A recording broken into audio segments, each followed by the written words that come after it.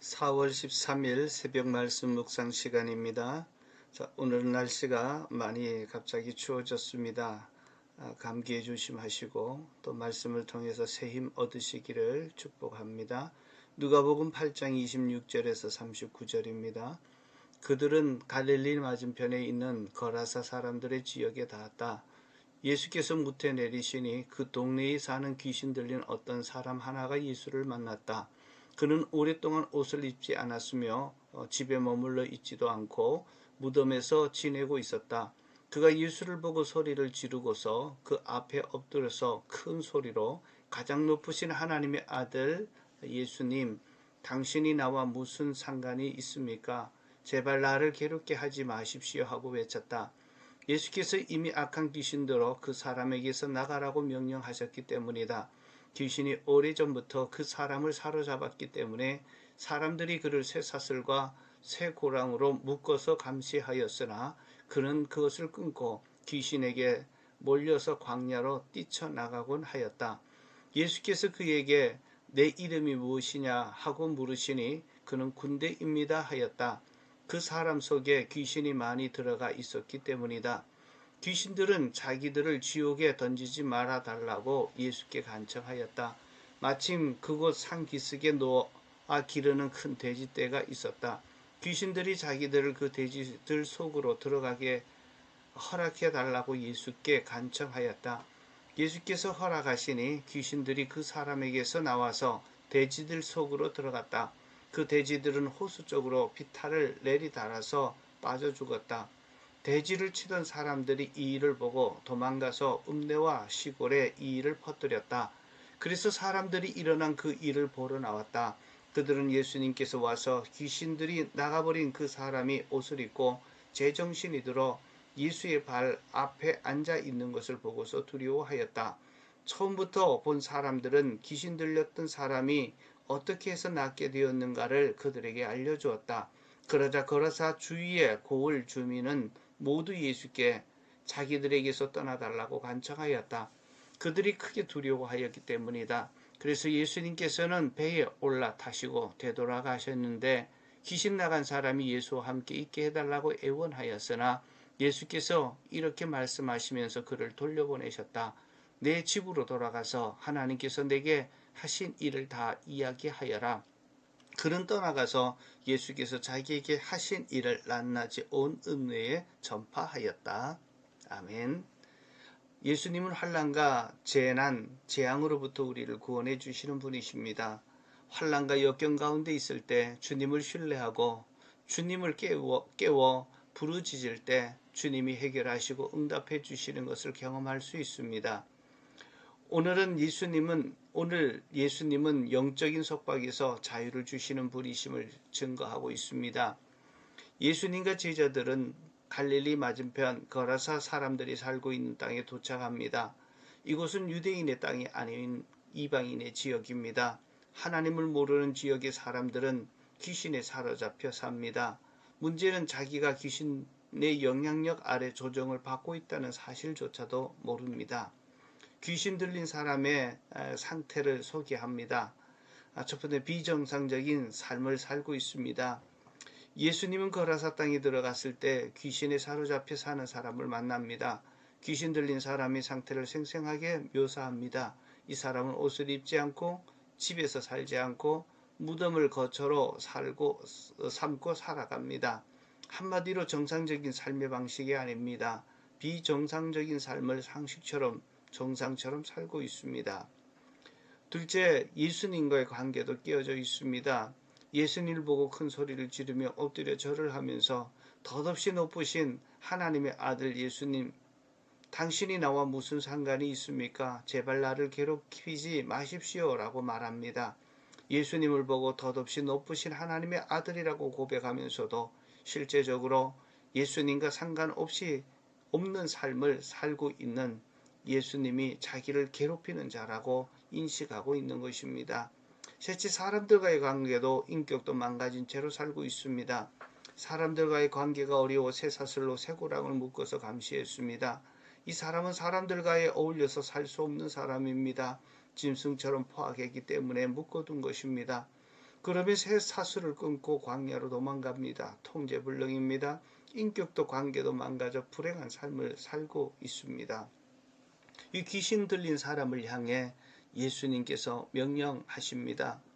예수님께서 거라사 땅에 들어오자마자 오랜 고통 속에 모든 삶과 인격과 관계가 깨어져 버린 비참한 상태에 처한 귀신 들린 사람을 향해 그 사람에게서 나오라고 명령합니다. 그러자 그 사람 안에서 활동하던 귀신이 예수님을 향해 떠들어대고 있습니다. 그러자 예수님이 내 이름이 뭐냐고 묻자 군대라고 합니다. 이 군대 귀신은 예수님이 자기보다 더 뛰어난 위치에 있는 존재임을 알고 고분고분 대답합니다. 귀신이 밝힌 군대는 약 5천에서 6천 명으로 되는 군대 단위입니다. 그 이름이 이 남자를 사로잡고 있는 엄청난 강한 귀신임을 알게 됩니다. 예수님 앞에서 정체가 발각된 귀신은 무적행 즉 지옥에 보내지 말아달라고 간청합니다. 우리는 군대 귀신이 예수님 앞에서 무기력하게 꼬리 내리는 모습을 보면서 예수님은 귀신의 숫자와 강함을 뛰어넘는 능력과 권위가 있음을 알게 됩니다. 어떤 귀신도 어떤 귀신들의 연합도 예수님 앞에서 꼼짝 못하는 모습을 보면서 우리 주님이 얼마나 강하고 대단한지를 알게 됩니다.